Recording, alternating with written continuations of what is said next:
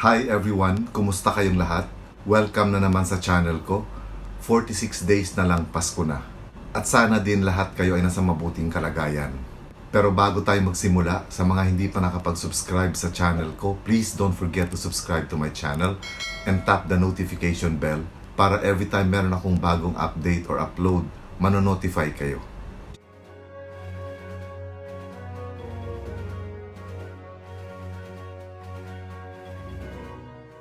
Matapos mag-viral at talagang pinag-usapan yung video ng pagmamaltrato ni Philippine Ambassador to Brazil, Marichu Mauro, sa kanyang kasambahay na si Leonila de Ocampo.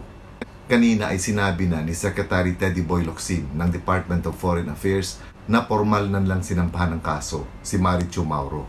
Kinumpirma kanina ni Secretary Teddy Boy Locsin na sinerve na nila yung formal charge kay Marichu Mauro. At ito ay yung dahil sa pagmamaltrato niya sa kanyang kasambahay. At pinadalhan na rin ni Secretary Locsin ng memo si Pangulong Duterte tungkol dito sa formal na kaso na isasampa laban kay Marichu Mauro. So ayon pa kay Secretary Locsin, pag natapos ng hearing panel yung report, bale itong report at yung charge ay isasubmit nila ngayon sa Board of Foreign Service Administration. At pagkatapos nito ay pupunta na kay Secretary Locsin. So ayon nga kay Secretary Locsin, magdedepende ito sa Board of Foreign Service Administration kung aaprubahan ba or hindi aprubahan yung report at yung charge. Pag ito inaprubahan, pupunta na ito ngayon kay Secretary Teddy Boy Locsin at magre-recommend na si Secretary Locsin ng karampatang parusa kung mapatunayang nagkasala nga itong si Marichu Mauro.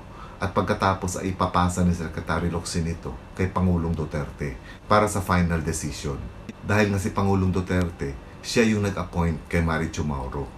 At under sa Section 51 of Republic Act 7157 or the Philippine Foreign Service Act of 1991, the President as the appointing power of Chief of Mission will have the final say in the investigation of the case, especially if it will involve separation from service. Although sa mensahe ni Secretary Locsin, hindi niya sinabi kung administrative case ba or criminal case ang sinampa nilang kaso laban kay Marichu Mauro. Ito yung sabi ni Secretary Locsin. Charge served on her at 8:25 a.m. today. I sent a memo to the President on it. The hearing panel's report and charge will be passed upon and approved or disapproved by the Board of Foreign Service Administration and finally by the Secretary. It shouldn't take too long.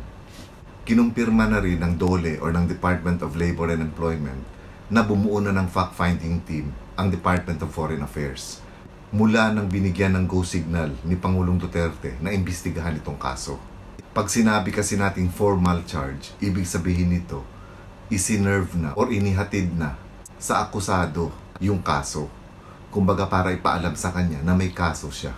At ito ay parte ng due process na ipaalam sa akusado kung ano yung ikinaso sa kanya para rin makapaghanda yung akusado ng kanyang depensa at para din maipagtanggol ang sarili niya. So ito yung purpose ng formal charge. At para din siyempre mabigyan ng paghahanda yung prosecution team para ipagtanggol yung biktima. At the same time siyempre makagather din sila ng mga ebidensya laban sa akusado. Kung kaya kailangan talagang iserve ang formal charge bago simulan ang anumang investigasyon. Ngayon sabi ko nga kanina, hindi na mention ni Secretary Locsin kung administrative case ba or criminal case yung isasampa nilang kaso laban kay Marichu Mauro. Pero sa tingin ko, administrative at criminal cases ang ipa-file nila laban kay Marichu Mauro. Itong administrative case kasi, sa tingin ko grave misconduct ang magiging kaso ni Marichu Mauro sa administrative case dahil siya isang government official. At based dun sa video na nag-viral, meron siyang violation sa rules and regulations bilang isang empleyado ng government agency. At palagay ko yung Code of Conduct for Ethical Standards ay dito mapapasok sa administrative case. Kung kaya sa tingin ko, makakasuhan talaga si Marichu Mauro ng administrative case. At yung isa pang kaso na sa tingin ko ipa-file laban kay Marichu Mauro ay yung criminal case. Dahil kitang-kita sa video na meron assault na ginawa si Marichu Mauro sa kanyang kasambahay. Ibig sabihin ng assault ay physical na pananakit sa ibang tao. At ang assault ay nabibilong sa criminal case sa Pilipinas. Nasabi ko rin sa dati kong video na kung administrative case, ang magiging penalty nito ay at least around 6 months na pagkakakulong. Pag proven guilty siya sa criminal case, maximum of 12 years ang parusa dito. Ngayon, kung mapapatunayang guilty si Marichu Mauro sa kanyang kaso, talaga matindi pala yung magiging parusa niya. Aside sa pagkakakulong, syempre pa, dismissal. At malamang hindi na siya pwedeng mag-apply sa kahit anong government agency sa Pilipinas. Ngayon, meron din kasi mga tao nagsasabi na dapat hindi na imbestigahan. Diretso kulong na lang daw si Marichu Mauro. Dahil kitang-kita naman daw yung ebidensya doon sa video. Pero sa batas kasi, merong due process. Lahat ng tao, lahat ng mamamayan, may karapatan sa due process. So hindi pwedeng kulong lang diretso. Kailangan talagang magkaroon ng due process. Kumbaga, hindi lang diringgin yung panig ng biktima, kundi pati yung panig ng akusado. Ganito nag-work ang due process. Kumbaga, patas pa rin yung laban sa korte.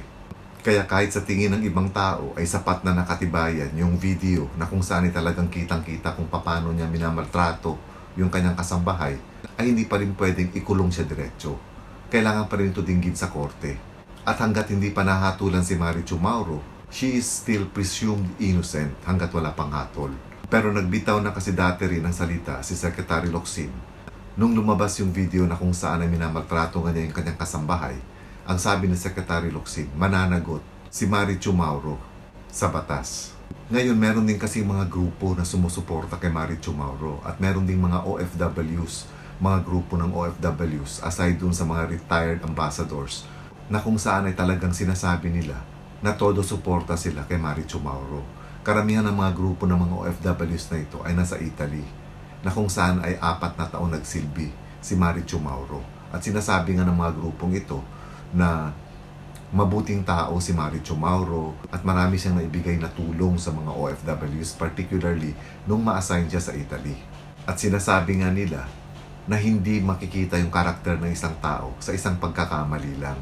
Kung kaya humihingi sila ng patas na pagdinig sa kaso na ito. Tama naman sila doon na talagang dapat may patas na pagdinig dahil nga may due process tayo.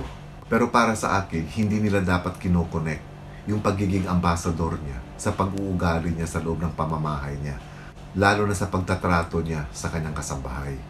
Kasi kahit pa competent siya as an ambassador or mahusay siya bilang ambassador, yun ay trabaho niya at sinasahuran siya sa pagiging ambassador niya.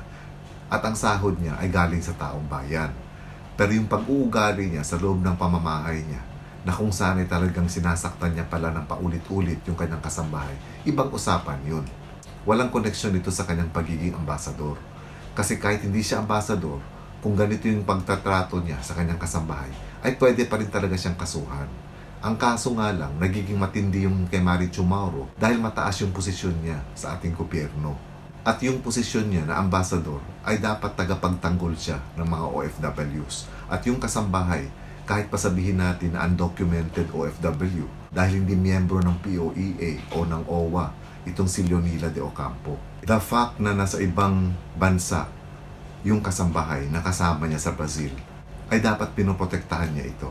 Hindi naman masasabing illegal ng OFW itong si Leonila de Ocampo kasi ayon na kay Secretary Bello ng DOLE, ang mga ambassadors pala natin ay pwedeng magdala ng kasambahay kung saan sila maa-assign na hindi na dumadaan sa POEA or sa OWA. Kung kaya yung ibang senators katulad ni Senator Cynthia Villar nasilip yung butas na ito na dapat pala lahat ng mga ambassadors kung sino man yung bitbit nila paglabas ng Pilipinas ay dapat documented sa POEA at sa OWA para nang sa ganun din may enjoy nitong mga taong ito na bitbit ng ambassadors ang mga benefits ng POEA at ng OWA at the same time ng employer nila. At dahil nga ambassador siya na dapat ay tagapagtanggol ng mga OFWs, tapos ganito yung nakita sa video kung paano niya minamaltrato yung kanyang kasambahay, doon nagiging mas matindi yung kaso ni Marichu Mauro. Kasi hindi siya ordinary citizen high-ranking official siya ng ating gobyerno. Kung kaya meron siyang violation as an administrative case dahil nga na-violate niya yung Code of Ethics for Ethical Standards ng mga government officials. So hindi talaga pinag-uusapan dito yung tungkol sa trabaho niya. Kung siya ba'y palpak na ambasador or magaling siya, mahusay siya na ambasador, hindi kasi yun ang kaso. Ang kaso ay yung pananakit niya sa kanyang kasambahay.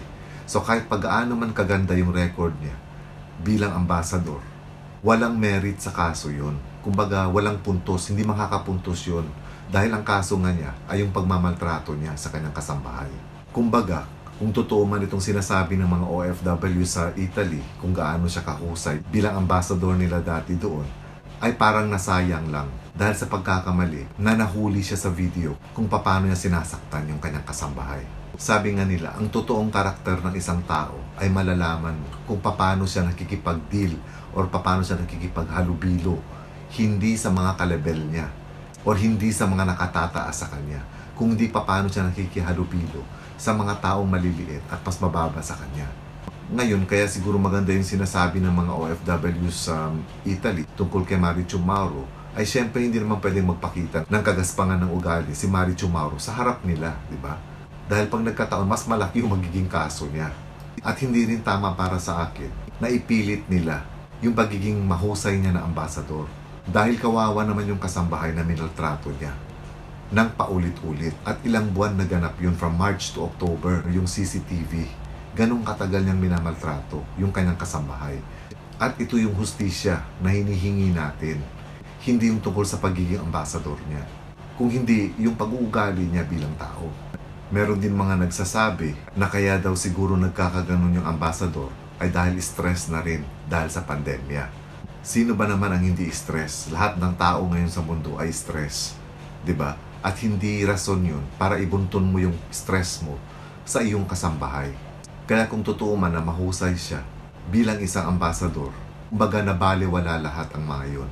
Dahil yung kanyang ipinakita sa video ay hindi talaga makatao. At isang napakalaking paglabag yun sa sinumpaan niyang tungkulin bilang isang ambassador.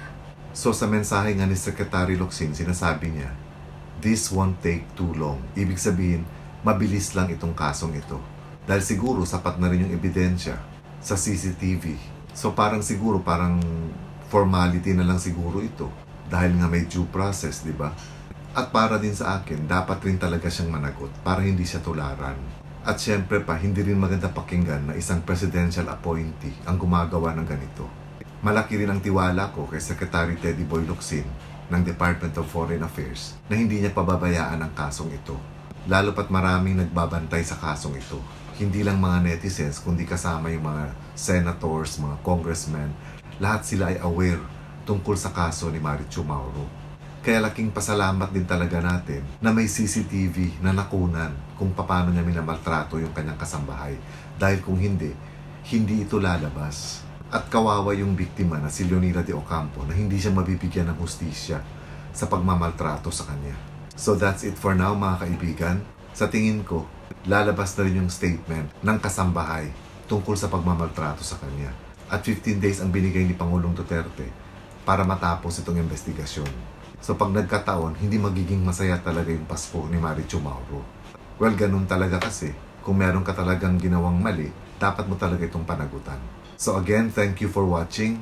Ingat kayo lagi. Keep safe everyone and God bless.